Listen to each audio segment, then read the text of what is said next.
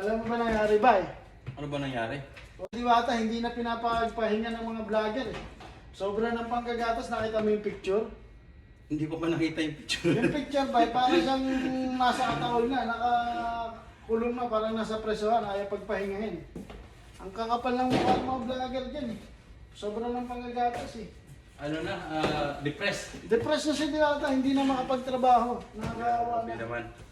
Ayaw na nilang pagpahingahin. Sobra na yung panggagatas nyo, ang kakapal ng mukha nyo.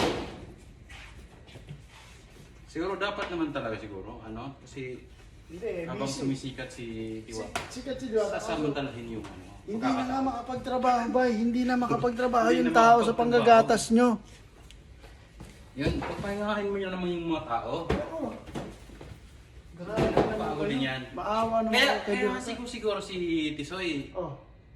dinidma. Dinedma kasi si Tise, wrong timing yun. Wrong timing yun. Pagod na siguro. Oo, nakakabisit pa yung dala. Kala mo kay MJS. Kaso lang regalo.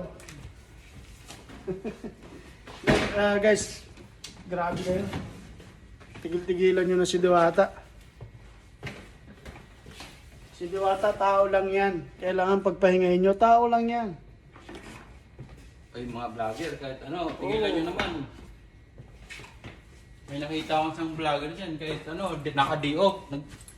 Pinagbablog pa naman si Diwata kahit naka-D-off. Di ba, concern lang ako doon.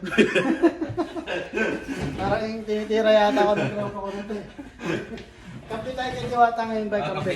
Kampi tayo kay Diwata. Kasi naawa na ako kay Diwata eh.